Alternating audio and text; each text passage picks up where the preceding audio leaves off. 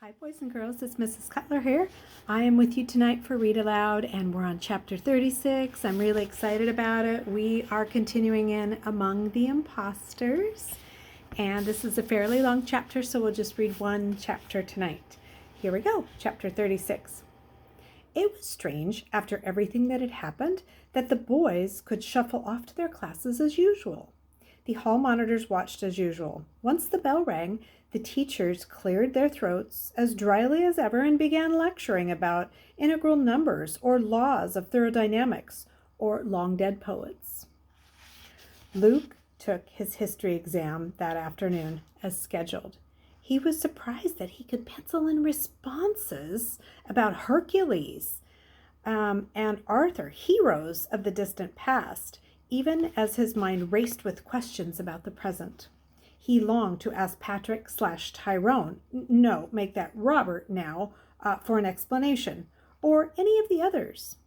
How had they known the right names to say? How had their records been changed? How was it that nobody in the entire dining room had stood up and challenged their stories? And who had betrayed Jason? But each time he saw the other boys, they only groaned about their exams, complained about the school food, or told stupid jokes. They acted like their names had always been Michael, Robert, Joel, and John. Nobody mentioned Jason. "Are you going to the woods tonight?" Luke whispered as they were leaving the dining hall. "To talk about, you know." They looked at him as though Luke were speaking a foreign language. "Guess not, huh?" Luke said, unable to let it go. Luke felt an arm on his shoulder just then. "I'd like a word with you, young man," a voice said. With all of his fears from breakfast rushing back, Luke had to force himself to turn around. Mr. Dirk, his history teacher, stood there, looking stern. "You are Lee Grant, are you not?" Mr. Dirk asked. The other boys stepped past him. Luke watched the doors of the lecture hall close before he could bring himself to nod. "Then come with me," Mr. Dirk said, and he turned on his heel. Luke followed a few paces behind. So Mr. Dirk was going to tell him how badly he'd failed his history exam. So what? Luke remembered that. With Jason gone, there was no one to doctor his grades.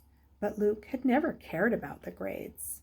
I'll work harder next term," Luke started to say. "I didn't even start going to your class until last week." "Hush," Mr. Dirk said.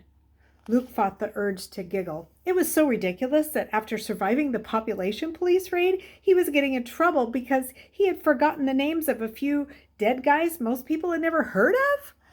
Mr. Dirk walked past his classroom. Luke started to protest, but Mr. Dirk was walking briskly now. Luke had to hurry to catch up with Mr. Dirk, and he walked right in front of the door and turned the knob. "Isn't it locked tonight?"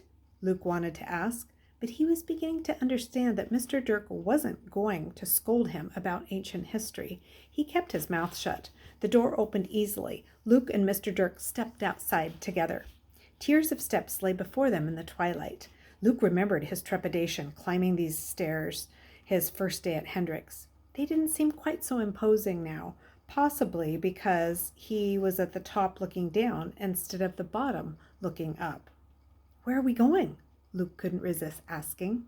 For an answer, Mr. Dirk put a finger to his lips. They climbed down the steps and they walked along the expansive driveway. June bugs sang far off in the distance. They made Luke homesick. Back on the farm, his dad and brothers were probably just coming in for supper after a hard day of baling. Mother would just be getting home from the factory. It didn't seem right that Luke had just one of the most terrifying days of his life, and his own family would never know. "Watch your step," Mr. Dirk said. Luke had been so lost in thought he hadn't even noticed that they had turned, and they were now standing in front of a small cottage. No, not a cottage. A small scale had fooled him. This building had turrets and arches like a castle, but it was nestled so neatly behind lilac bushes and rhododendron and forsythia that Luke had walked right past without seeing it at all. "Ring the bell," Mr. Dirk instructed. He turned to go. Luke was swept with panic. "Wait," he cried. Mr. Dirk was hardly a comforting figure, but at least he was familiar. Luke didn't like being abandoned in a strange place without explanation. I trust you can find your way back on your own when you're finished, Mr. Dirk said, and he disappeared into the shadows. There was nothing for Luke to do but press the doorbell. Come in, a deep voice said from inside. Luke gave the door a little push. It was made of the same kind of heavy wood as all the doors at Hendrick's. It barely moved. Timidly, Luke edged it open and he stepped inside. A dim light lay before him. Prisms hung from old-fashioned lamps. Wood-framed couches curved between oddly shaped tables cluttered with dozens of framed pictures. Luke didn't even notice the man in the wheelchair until he cleared his throat. Welcome, young man, the man said. He was older than either of Luke's parents or Mr. Talbot. He had thick white hair that swelled above his forehead like a snowbank. He wore crisp khaki pants and a pale blue shirt, the same kind of barren clothes Luke had almost become accustomed to wearing himself. Would you care for a drink? Bottled water, perhaps? Luke shook his head, baffled. Questions swarmed his mind. George, the man called. Mr. Talbot stepped into the room from the back of the house. Luke's knees went weak with relief. Oh, finally, someone who could explain. Luke began, but Mr. Talbot shook his head warningly. He waved a long bar in front of Luke's chest and his legs, then behind his back. Finally, he leaned back and announced, He's clean, no bugs.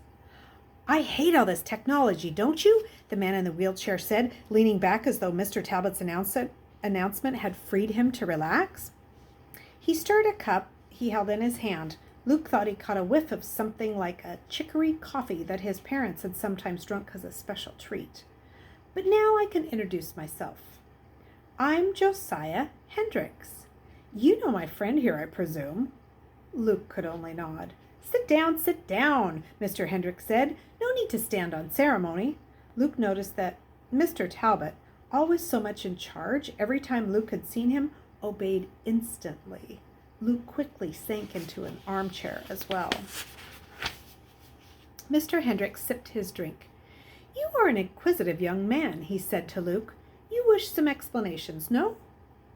Yes, Luke said eagerly. He looked over at Mr. Talbot expectantly, but Mr. Talbot was staring pointedly at Mr. Hendricks. Once I was a very rich man, Mr. Hendricks said. I spent my money foolishly. Who doesn't when they have more money than they know what to do with? There is a long and not particularly attractive story about how I spent my younger days, but suffice it to say that I was given reason to develop compassion by the time of the great famines. He looked down quickly. Luke saw for the first time that both of his pant legs hung empty below the knee. I'm not disguising anything for you tonight, Mr. Hendricks said softly. Luke shifted uncomfortably in his chair. What was he supposed to say? Evidently nothing, Mr. Hendricks went on with his tale. You know the government was considering letting the undesirables starve, do you not? Mr. Hendricks asked. When there's not enough food, who deserves to eat? The blind girl? The deaf boy? The man missing his legs? The anger in his voice was unbearable. Luke stumbled over his own tongue, ready to say anything to move the story along. Jason, I mean the one taken away this morning. He told me about that at school. Indeed, Mr. Hendricks said. He seemed lost in thought, then roused himself to continue. My family? I spent millions on bribes to convince the government to have a heart. They left the disabled alone, and they passed the population law instead. He frowned, stirring his coffee. And how compassionate had I been? I saved my own kind, knowing that others would likely be killed. So I set up the school as penance. Mr. Hendricks foresaw what others did not, Mr. Talbot said. He understood that hundreds of illegal children would be born and hidden. And he knew they'd need safe places to go if they were able to come out of hiding. But I thought your schools were for autistic kids with phobias, the ones who... Luke stopped. Oh, he said. Mr. Hendricks chuckled. Oh, so my charade fooled you? He asked. Who can tell if a child rocks because he has autism or because he's terrified out of his wits. Who can tell if agoraphobia is caused by the oddities in the mind or lifelong warnings? Going outdoors is suicide. In the beginning, yes, I accepted children whose problems stemmed from other causes.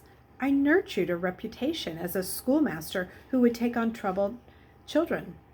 And when the first illegal children began emerging, they came here too. Luke tried to grasp it all. So everyone's an ex-nay? And everyone knows? He asked. The teachers, Miss Hawkins in the office, the nurse, and the other boys? Oh, no, Mr. Hendricks shook his head empathetically. My charade is complete. I don't even know for sure which boys are which. I don't want to know.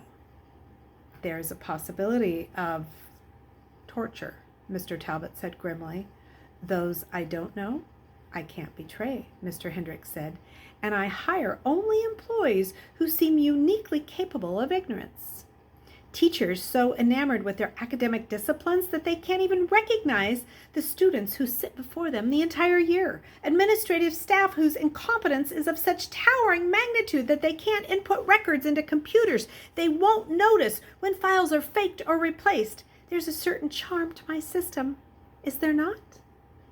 Luke remembered how Jason's portable phone had disappeared, how the doors had been locked, how the files under his four friends' new fake names had magically appeared. But someone knows, he insisted. There has to be someone who oversees it all. Mr. Hendricks shifted in his wheelchair. Oh, yes. I have my compatriots, Mr. Dirk said, as you probably suspect, has been useful upon occasion, although his knowledge is limited. I will tell you no other names. Luke should have felt relieved to finally get an explanation. For that matter, he should have been ecstatic to have an adult at Hendricks acknowledge his existence. But all he could think about suddenly was how lonely and how isolated he'd felt the first few weeks at Hendricks, how invisible, how he'd sunk, that he'd almost looked forward to Jason picking on him every evening. He felt a surge of anger. You think you're so great, he said, before he could stop himself. Don't you know how it feels to be an ex-nay? And then you just abandon us among people who don't care? Or can't care? It's a wonder we don't all run back into hiding. Oh, no, Mr. Hendricks said, seemingly totally unruffled by Luke's outburst. You were never abandoned. I can assure you have never been deep-sea diving, correct? Luke shook his head, and he resisted the urge to roll his eyes as well. But you understand the concept. Mr. Hendricks didn't wait for a reply. When a diver resurfaces, he has to gradually go so his body can get accustomed to the change in pressure. Children coming out of hiding need that too. They need places to adjust to the outside world. Somewhere that their extreme fear of the outdoors does not seem out of place. Somewhere that they can act antisocial and not stand out. Somewhere, well, like Hendricks. And then, when they're ready, they move on. You mean leave? Luke asked, his voice squeaking in spite of himself. Yes, Mr. Talbot said, and Mr. Hendricks and I agree. The events of the past 24 hours prove that your time has come. You are ready to go. Chapter 37. All right, boys and girls, I hope you enjoyed that chapter. We only have several chapters left, and we're finished with the book. All right, have a great evening. Bye, guys.